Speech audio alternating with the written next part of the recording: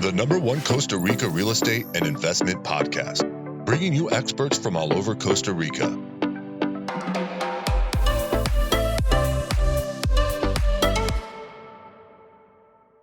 Good afternoon, guys, and welcome to episode 151 of Costa Rica Real Estate and Investments with me, your host, Richard Bexon. Today, I'm actually the one that's being interviewed for a podcast. So we're doing a bit of, I would say, cross-marketing here between Curtis's podcast, which focuses on digital nomads here in Costa Rica.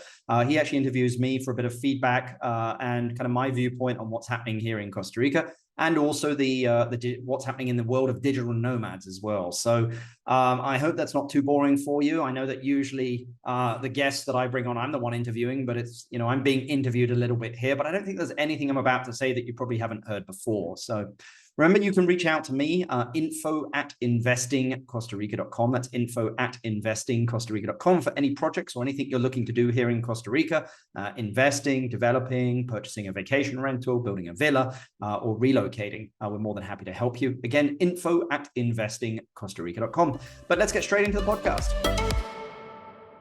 Hey, everybody. Welcome back to Remotely Serious. I'm here with Richard Bexon. I assume I'm talking to you I'm in Canada and you're in Costa Rica. I got to say, we don't know each other, but you've been gracious enough to jump on a pod with me. And I have to say, it's kind of one of those unequal relationships in the sense that I've probably listened to going on 60 or 70 of your episodes of your Costa Rica real estate and investment podcast. So it's been just a solid rotation over the last, I would say, 9 months. I've been to Costa Rica a few times, and I'm on this podcast. I'm interested in, and we're interested in, remote work and digital nomads. And Costa Rica, with its, even before it had a digital nomad visa, was a hotspot for all kinds of travelers going back decades. And more recently, it's known as somewhere that remote workers and digital nomads can head to. So I'm just curious, when you have a long history with your firm in Costa Rica, do you remember when the first time you started to become aware of remote work and or digital nomads as a class of people that was making its way to your neck of the woods? You know what? I think I remember connecting our phone system. We had an Altigen voice over IP system in 2006, and I'm going back here. Voice over IP systems now are, telephone systems are, they're really easy to get. They're in the cloud. Back then it wasn't. It was a server that was connected to a server in the States. We were able to have people working remotely in Costa Rica for us. It was just, remember the day that I worked out how to connect it, completely changed our travel company back then. But I would say it's really, I'd probably say, 2016, 2017, basically when Selena hostels came into Costa Rica. I see. So we were in Panama actually at the time when the guys that started Selena hostels were actually just starting there as well. My business partner, Casey, was opening a hotel, which I invested in Pedesi. The original Selena hostels guys actually were down there. And then they opened one of their first ones here in Costa Rica because they sold it they bought it from a friend of mine, Fanny, who owned, God, what was the name of the property? I can't even remember now because it was one of my first stays in Costa Rica in Manuel Antonio. And that's when I really was like, okay, what is this? And I was like, wait, it's a hostel where people work? Like, I didn't quite get it because it was pretty new. Mm-hmm. And then I started. Aren't hostels for partying? Aren't they for teenagers that are partying? What's this co-working space? Yeah. Well, it's basically what happened was, Selena hostels were smart. They got onto a trend beforehand, which was that like people didn't want to wait till they were 65 to travel.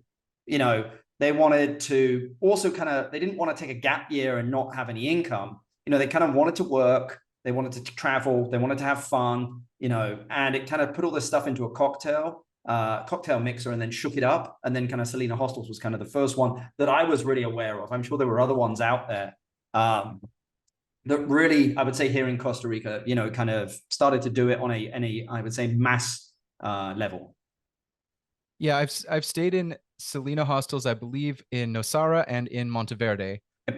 So I think that's the only. I don't think I've stayed in Selena other parts of the world, even though I've been to other parts of the world. So I associate Selena a lot with Costa Rica, and I know that it did start in Panama, like you mentioned. So maybe that's a good segue into the fact that to introduce your firm. You are a content creator and a podcaster, but that content creation supports a larger firm that has interests in real estate and financial investments in Costa Rica. Do you want to introduce that a little bit before we move on?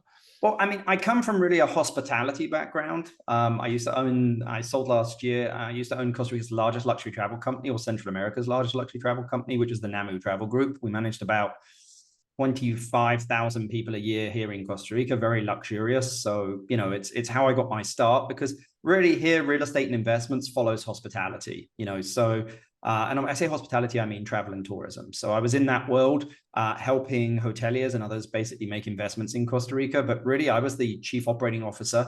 We were managing 150 people, $75 million a year in sales to just Costa Rica, 150 people. It was like juggling chainsaws. So, and again, transition from that into kind of full in investments and development and real estate. So what I do is, Costa Rican can be complicated, but really as I'm bringing the world of real estate investments and hospitality together. Why? Because hospitality dictates where real estate goes, and real estate dictates where investment goes, and kind of investment sometimes dictates where hospitality goes. So it's kind of, a bit of a triangle there.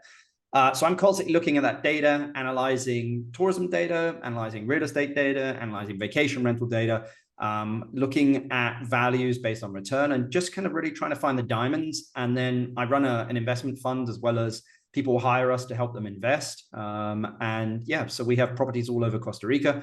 I worked on hotels, individual condos, bits of land, developing larger resorts. It's kind of a wide myriad of things that we've worked on here. In terms of the investors or the clients of your projects, investors in your projects or the clients of your services, what's the breakdown roughly between, let's say, Canadians, Americans, Europeans, Asians, and Latin Americans? Where do your investors come from?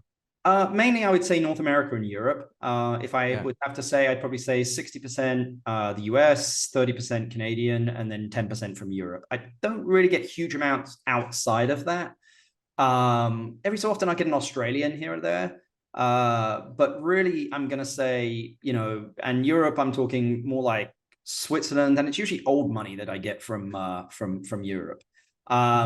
But I would say mainly North Americans, and some of the time it's investors. A lot of the Canadians that I'm dealing with are like relocating, and a lot of young families are looking to relocate as well. So I've seen that quite a bit for various reasons. And then with that, of course, comes investment as well, because they're like, okay, I want to move there, but I also kind of want to have some form of investment. So a lot of the time they're buying either a home with some vacation rentals on, that they could make a good return on, they could live off that, making $3,000 to $5,000 a month on that, or they want to buy two bits of land, one for their home and then one to actually develop an actual business on. Yeah, I found, I'm not an expert in this, and you're certainly much more of an expert than me, but I know sort of just through being a person in business for several decades and years, that when you're, let's say, in the United States or Canada, and you want to get into investing in real estate, there's often all kinds of local domestic tricks, tax benefits, ways to amortize real estate over several years. And I think you've already alluded to this as well, or alluded to the fact that, the people coming down to Costa Rica have a blend of interests. It might be financial, but also moving a family and having a vacation home. Do you find that type of, we want a vacation home for 6 weeks and we want income for another 10 or 11 months is the classic split? Or is there a split between pure vacation home, pure investment, in terms of what people are looking for?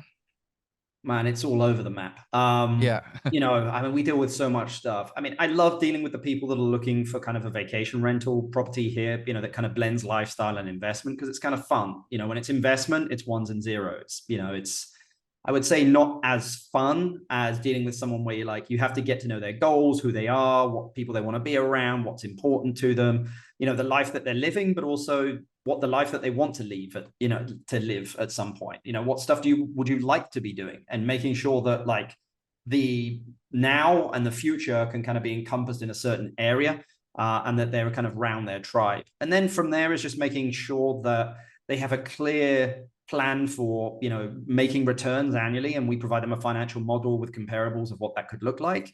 put them in touch with property management companies that suits really the goals that they have. I mean, if they're looking to just aggressively rent, there are better companies than, hey, I just want to, I want to kind of cover my bills. And sometimes it's like, I don't really care. I just want someone to property manage it, but I don't want to rent it really. I just want to come back. So it's just, I mean, it's all over the map of the stuff that we deal with. But usually I would say that there is some form of investment element there. Because if there's not, like, you could just buy anywhere. But we're just really guides. Sometimes it feels like we're financial and life coaches kind of rolled into one. Because we'll say to people sometimes of like, look, I don't think you should do this, and this is why. And the reason that we can do that, Curtis, is because people hire us. Like, we're not like realtors. We don't chase commissions. People actually hire us as consultants. I mean, I think it's like financial advisors or accountants or lawyers that, like, whenever you want to do something complicated, you're only as good as the team that you've got around you. And Costa Rica certainly is that, because again, it's an unregulated market. It's caveat emptor, buyer beware, and you just need to know what you're doing in Latin America, and especially in Costa Rica. What does that mean, unregulated? So what kinds of things might you expect in Canada or the United States that you just need to let go of or realize are not regulated in Costa Rica? Look, I mean, if a realtor knows that something's wrong with a property, or there is a body buried somewhere, or something's not right, here they don't really have a duty to say that to you. And like, I think in Canada and the US, they do. I think the good ones here will, of course, they'll give you the black and white of it. But, it's an unregulated market. I mean, anyone can become a realtor. You could come down tomorrow, Curtis, and say, I'm a realtor. Okay, really, you should be SUHEF registered, which is our SEC. But again, a lot of people don't do that. It's not necessity. So it's just, you just need to be really careful of like dealing with reputable people with references, just because, again, if you buy and something goes wrong, the realtor is going to go, dude, you should have done your due diligence. And that's where a lot of the time, clients come to us when they're either before that stage, or they know that when they hire us through the due diligence of like, look, we go really deep in due diligence. I mean, septic tank, analysis is, water analysis, soil studies, topography studies of making sure that zoning is right, of just making sure that everything is, and then if it's a working business, Curtis, as well, and it's a vacation rental, etc., it's just checking the numbers to make sure they make sense. So, a lawyer can do the legal part, but there's nobody taking care of kind of more the function of the house. And it's just, man, it's just, they say that Costa Rica is a sunny place for shady people. That's always kind of, and I mean, I'd say that everywhere is. Just here, there's no going back. There's no suing anyone. So you just better make sure that you have a really good team to go into it. Like, it's a great country. It really is. But you just need you need to trust but verify everything. Got it. Yeah. And maybe just on the appeal of Costa Rica, and just giving a bit more context before we get into some of the effects of remote workers there. So it's a Central American country. If you think about the thin, narrow peninsula that has both a Pacific and a Caribbean side, and they're pretty close together, that area of land that connects North and South America in Central America. It's the second to last one, Costa Rica, then Panama, and then it's the Darien Gap, and you can't really get to Colombia because there's a jungle that's impassable. You can go through it. Just you can. You don't want to. Yeah, you could go through it, but you probably wouldn't want to. Yep. In terms of the geography, and I'm gonna give a very simplistic or a broad overview. There's essentially a Central Valley area that you can fly into in the capital city, San Jose, and then there are it's not that far. I would say less than 5 or 6 hours to get to a Caribbean side, the Nicoya Peninsula in the west, and Guanacaste in the northwest, and then a southern, more rural peninsula in the southern area, the southern peninsula in places like Osa Peninsula and Drake Bay. And then, I haven't covered everything, but there's 5 or 6 or 7 regions. Are you focused on any particular region with your firm, or are you national everywhere, agnostic to exactly where? Yeah, I mean, we are everywhere. And the reason being, Curtis, is it gives us perspective, and that's why I actually live in the Central Valley, because I can fly anywhere. Like tomorrow, I take a 30-minute flight and I'm in the Northern Pacific area. Next week in Monday, I'm in La Fortuna. It's a 3-hour drive. But then the following week, I'm down in Manuel Antonio. It's a 15-minute flight for me. So driver drives down there, I fly. And even the OSA, like, that's the great thing. Our domestic airline here, it's okay, 18-seater Cessna planes, but I pay like $100 and can go anywhere in the country, So where a drive might take 4 or 5 hours, I can be there in like 30 minutes or 40 minutes, in a flight. So, but we go everywhere, basically all over. I mean, we've got stuff in the Caribbean, we've got stuff in Arenal, Monteverde, we've got stuff in the Ossa, Uvita, we've got stuff in Nosara, Samara, all the way up in Guanacaste, Tamarindo, Playa Hermosa. We have a huge perspective of the whole country because it allows us to give that perspective to clients. Got it. And for clients, they may be, I'm sure many of your clients have visited many times and are familiar with Costa Rica and in its regions and what it's like. But for those that know it sort of as an idea or as a stereotype, maybe they're familiar with Florida and Mexico and Playa del Carmen and Puerto Vallarta, and they think about real estate in Costa Rica. We can imagine what the Mexican real estate on the Cancun, on the Quintana Roo side or the Cancun coast is. Lots of all-inclusive resorts, some gated communities. I know, and I've seen that Costa Rica is certainly not like Mexico. It's quite different. But for someone who's just getting acquainted with Costa Rica, maybe listening to this podcast or one of your podcasts for the first time, what are the ways that you introduce people to think about how Costa Rica might be different? It's not just another hot place. It's a different country, and it's quite different. What stereotypes do you see people bring with them? And do you ever have to kind of educate people like, this is what you should expect in Costa Rica? It's a little bit different than your Playa del Carmen condo or your Florida condo. Sure. Look, I mean, I think just to give the summary of Costa Rica from a terrain point of view of, like, as you mentioned there, it's like a rectangle that's sitting horizontally, with the Caribbean on one side and the Pacific on the other. And through the middle is basically a mountain range. And, we have volcanoes there with 30 different microclimates. If you want to be cold, I mean, I was up at the peak of Chirripó the other day. It was 6 degrees Celsius. I could see the Caribbean and the Pacific on both sides, watching the sunrise. Exceptional.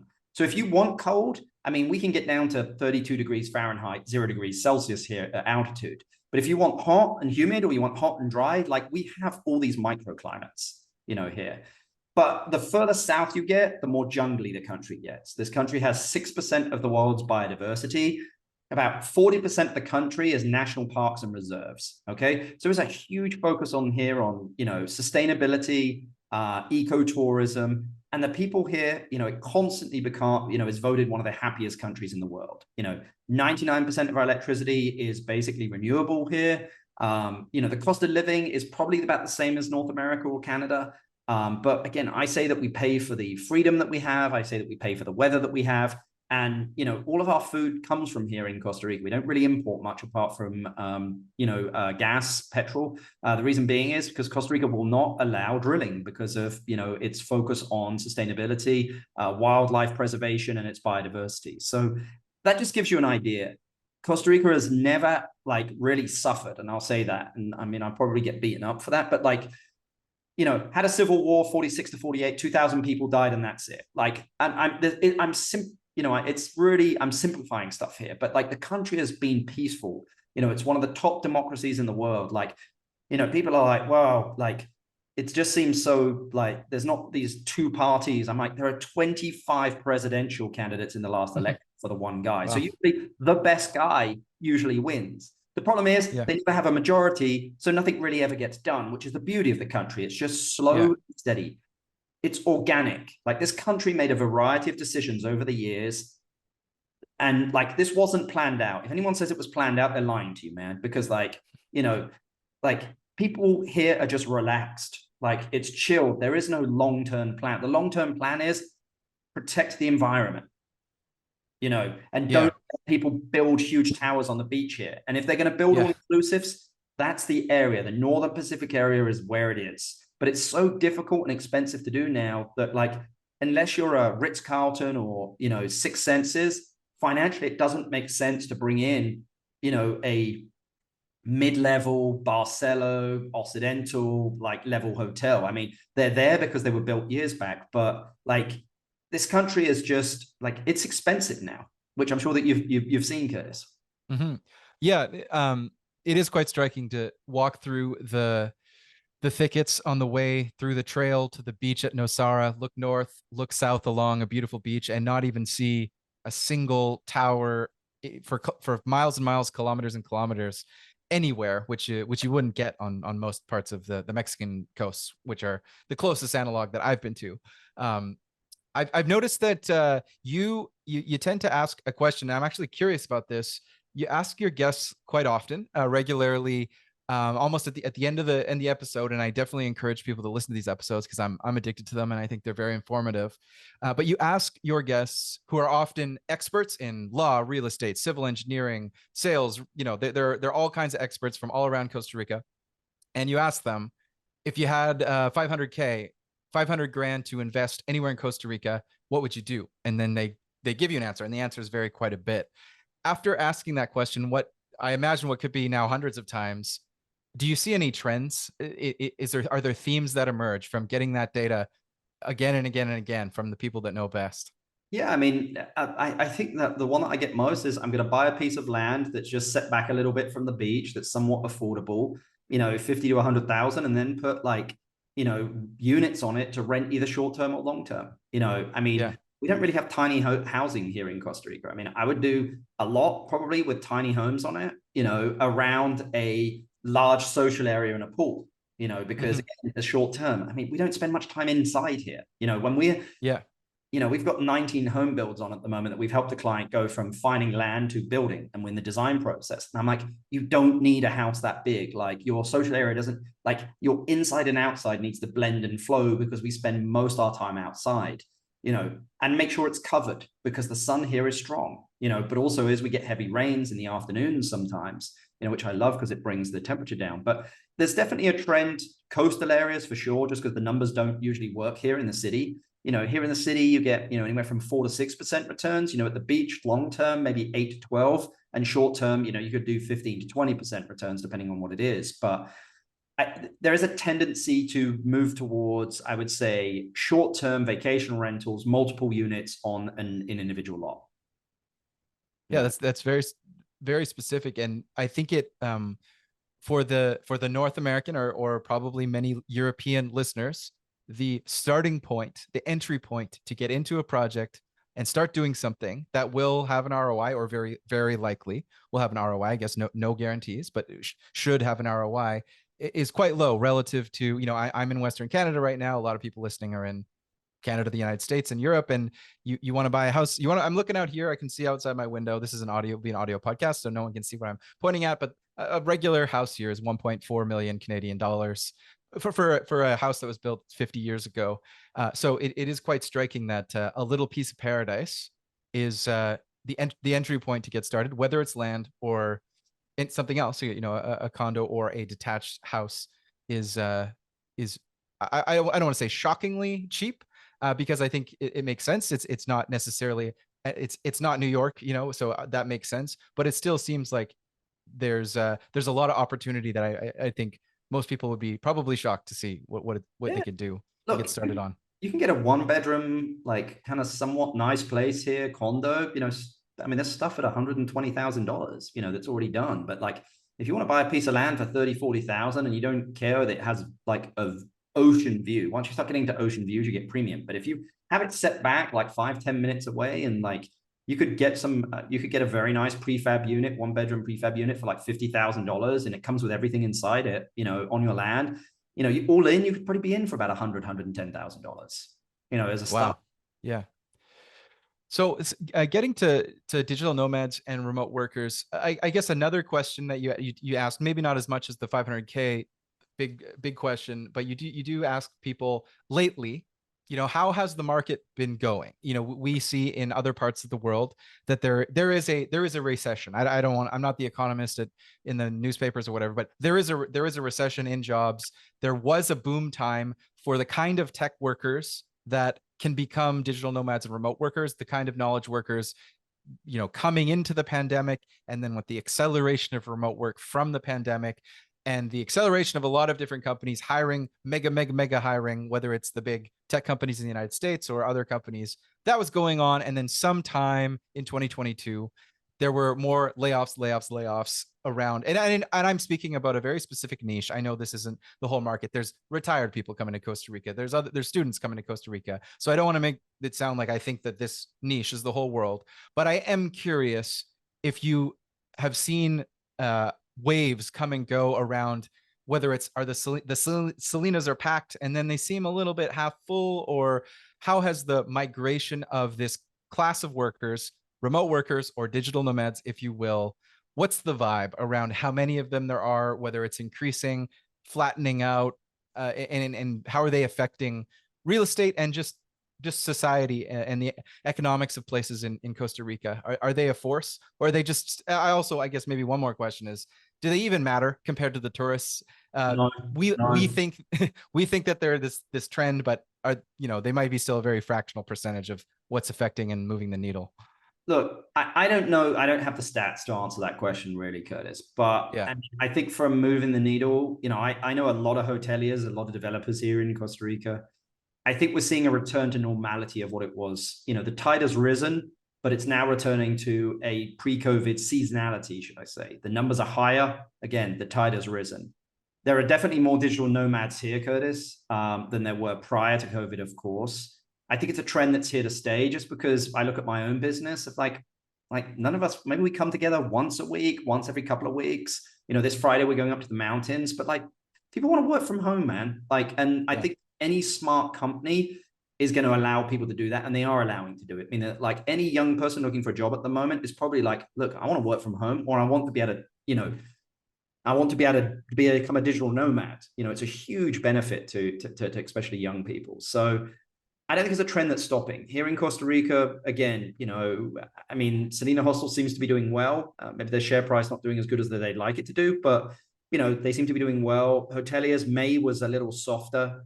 I think June will be a little softer than previous years, but still, it's really difficult to compare it to like 21 and 22. Like you have to compare 2023 to 2019 is what you have to do, because 2019 was the standard, it was the benchmark.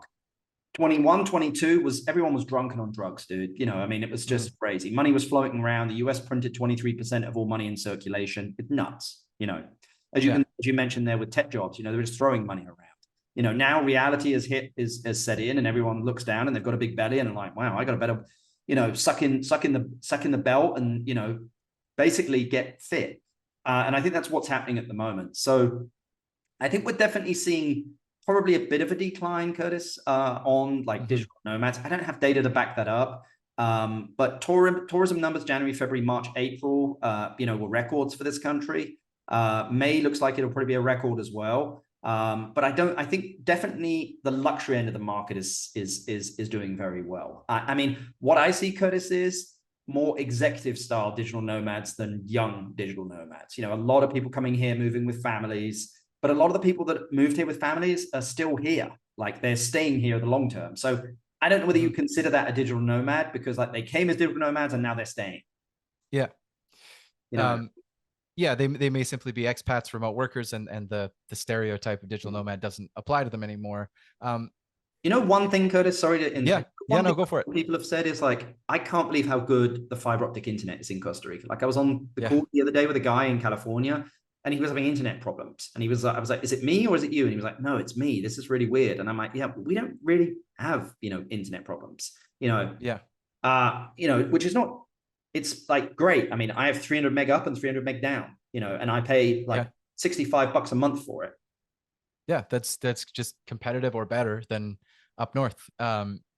Would you say that setting aside, how many are digital nomads versus remote workers versus executives, in general, is the work from home concept affecting how houses are built, how hotels are building out their services and ancillary facilities? What are they doing differently? It sounds like yes. So what are they doing? I mean, the answer is yes across the board. I mean, when we build homes now, when we design homes, there's usually an office in it. There's usually an enclosed office space in it. If we're unable to do that, we'll put desks in the rooms, and that desk could just be a nice piece of teak wood, with a seat on it, with a plug. With hotels, again, we're doing both in room and also building kind of, meeting spaces. I would say meeting spaces is in like there is a community area, and then there is an area to go and have, private meetings like a phone booth. So 100% yes. And I don't think that's anything that's going to change, because like I'm going to Europe for 3 weeks. I'm still going to work, a little bit here and there. Unfortunately, my dad's house in France doesn't have that, but Or the house in England doesn't have that, but like I'll just find a room somewhere. Like I have a desk in a room in London that I use when I go back. Mm-hmm. Uh, we're seeing in other places like Lisbon and Mexico City. And again, this is really niche. It's niche about remote workers and digital nomads, but we're seeing a bit of a backlash because the economy has turned a bit. The interest rates are up in North America and in Europe, at least. So local rent is up in places, and the locals are in some cases, in isolated cases, saying remote workers go home, digital nomads go home. We don't want you here. You're gentrifiers. In my experience of visiting Costa Rica and the Pura Vida lifestyle and meeting with ticos and ticas, I've never experienced that in Costa Rica, and I don't get the vibe. Do you foresee, the next decade, it's going to be full speed ahead with the locals welcoming the arrival of expats and people from places outside of Costa Rica to come and live there? And is there any political backlash to expats? No. I mean, you have to understand Costa Rica is very organic.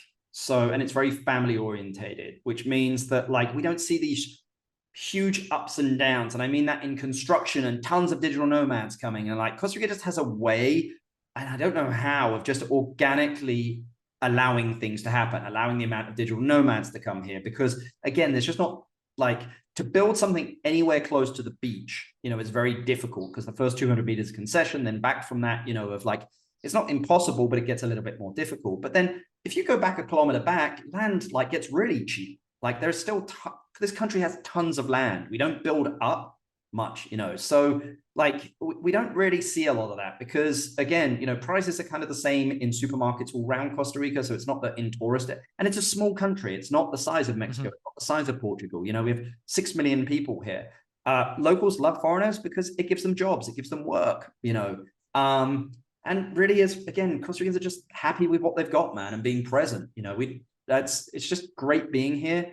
I always say that like, in the Western world, we're constantly thinking ahead. We're trying to think, and maybe that comes from, harvesting, where we had to sow seeds and harvest, and we always had to be planning forwards. Whereas here in Costa Rica, you just wake up in the morning, walk outside and grab a mango, or you grab like an apple, like or banana or plátano, or like everything's here.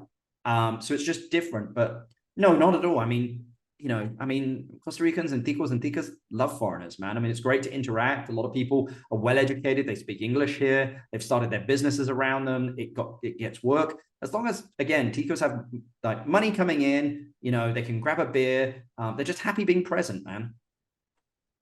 One of the things that comes up in your podcast episodes is what kinds of services are gaps in the market, just ready and waiting for entrepreneurs to pick up a need for something and start a business locally somewhere. Are there certain things you see, if there's entrepreneurs listening to the podcast that might think, I want to go to Costa Rica and maybe entertain the idea of generating my income? Maybe they're not a digital nomad. They want to come and be a local entrepreneur or find something where there's a need in the market. Do you see certain services, or do your guests tell you that certain services are like, oh yeah, we'd love to have this, more of this, some kind of business in Costa Rica? I mean, I'm an entrepreneur by heart. I'm constantly starting businesses. I think I've got like 4 at the moment, and I'm thinking about starting a 5th one, which is a luxury transfer company. Why? Just because I see these opportunities. If the numbers work out, I'm like, well, like, let's do it. I learned a long time ago, me being in one business for 50 years is never going to happen. Like, I can't be in that one business and do that same job for 50 years. Like, if I see opportunities, I have to do it. And again, a lot of people are like that. Like, you've got all these expats coming down. Health insurance, who's managing, where's the insurance brokers? I don't see that many down here that are from abroad, so have insurance brokers that can work internationally between US insurers, Costa Rican insurers. That's one. Taxes, North Americans still need to file taxes. Like, okay, how do you manage income in Costa Rica, taxes in Costa Rica? How do you pass that forward to the US or Canada so you're not getting double taxed? Those kind of things. Estate planning, there's all of these services that are around all these people that are moving here. Toy shops, I mean, I know it sounds crazy. Toy shop. You have all these families in these areas. They're going to parties. They need to buy toys for the kids, like when it's parties and kind of stuff, or toys. They don't exist, So, I mean, there's just, like I say, there's a saying here, hay plata en el calle. There's money in the street. You just need to pick it up. Like, if you're an entrepreneur, you're going to see it. and just ask people, hey, what's the stuff that you wish that you had? Yeah. And they'll tell you. And I mean, that's what I do in my business is everyone's like, Rich, where do you want to be in 5 years? And I'm like, buddy, I don't want to wake up tomorrow morning and have my cup of coffee. And like my clients will tell me where I need to go. I've got a general north of what we do for our business and the value that we add. But like, I'm constantly asking clients of like, what was difficult? What do you wish that like you'd have had that you didn't have? How can we improve? And really they dictate, where we go. I was never going to get into building until a client was like, well, Rich, I don't want to really buy the piece of land and like work with an architect to not have to do it. And I was like, okay, so, I now have 4 engineers in my office who help with the whole construction process from start to finish. We don't do it. We oversee it. We do the construction bidding. Why? Because I want to start to finish product for a client where they don't have to worry about anything. Like we will take care of everything for them. Got it. Yeah, that's really interesting. I was just thinking about something you were saying earlier about working with working with old money folks, and it just triggered this thought in my head about how Costa Rica certainly stands out among the Central American countries. Its reputation as a safe, stable democracy is untouched amongst its neighbors. But when you're dealing with possible investors and what you're doing in your various investment and real estate projects, do you find that Costa Rica competes globally, like almost on the Sotheby's and Christie's circuit of, you might have a Swiss person from old money who says, we're thinking about Costa Rica, but we might also do Croatia or Greece or somewhere. Does it enter that conversation, or is it really unique and almost uncomparable amongst other places to invest in? I don't, it gets compared to Hawaii. Class. It gets compared to Hawaii, yeah, a lot. Like or Hawaii, like Mexico, it's just like, look, guys, like you can't. Mexico is Mexico. Like Costa Rica is not. Is not Mexico. Costa Rica, Mexico is more buildings, condos, like it's fast and like, it's, but the problem is that they have a security. Like here in Costa Rica, it's secure. Like, you don't need to worry that you're going to get shot on the beach or anything here. Like, the thing to worry about here at the beaches is, of like, where can I find shade and where am I going to get a cocktail? That's kind of the things here. Like, it's just a very safe country, but a lot of people compare it to Hawaii. Just because how it, volcanoes and rainforest. The problem is Hawaii is probably 5 times the cost. It's already overbuilt. Costa Rica is just more natural, because you can't just find a piece of land and build here. You have to find a piece of land. You have to make sure it has, water letter, it's right zoning, etc. And then then you need to go through the process of like, 12 to 14 months of design and construction. So it's just not something you click your fingers and it's ready. Yeah. Well, I think that. And time zone. Yeah.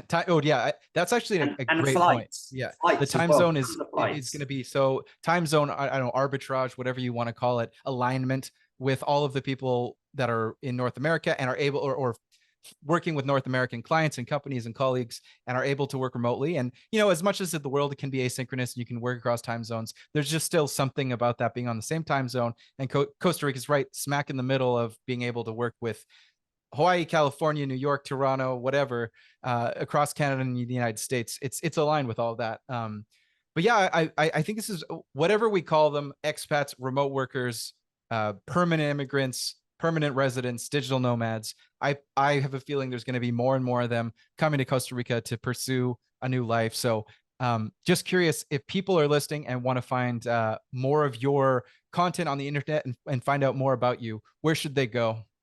I mean, you can go to Spotify or Apple and just type in Costa Rica real estate and investments. You'll find the podcast there. I mean, we're chatting. I just recorded my 150th one. Congratulations. Thank you very much. Yeah. They can go to our website, investingcostarrica.com. I mean, I think the podcast has the majority of like, they're 15 to 30 minute episodes. Every so often I'll have one that goes a little bit longer, just because the topic is interesting and the person wants to talk about it. And I think it's relevant. But I would say that just go on to, Spotify, Apple, YouTube, type in Costa Rica real estate investments, or you can go to our website, investingcostarrica.com, and you can just reach us, just email us. Like I respond to most emails. Like I'm not, people are like, Rich, I can't believe that like you'll meet with anyone for 15 minutes. And I'm like, dude, like I've been in those shoes before where you're lost. You don't know what it is that you do. I've taken on interns who just reached out to me and were like, Rich, I like what you're doing. Like, how could I come and work for you? And I'm like, I remember being in that position when I was 21 years old, looking to figure out what I was going to do in my life, and all I wanted was that opportunity. So I was like, I'm going to give that person that opportunity, so we constantly have interns coming in and out, from all over the world and here in Costa Rica as well. Well, Rich, I really appreciate you going a little bit longer than 15 minutes with me to record this pod. I think it's been super informative, and listeners that, whether they're digital nomads or remote workers in my audience, or they're just anyone that's interested, will add everything that you mentioned about your searching on Spotify and Apple and your website to the show notes so people can find it easily. And I hope that they'll check out 150 or more episodes of your feed. Appreciate it, man. Really appreciate you taking the time and having me on the podcast. And anything you need, just let me know. Thanks, Richard. Pura vida. Pura vida.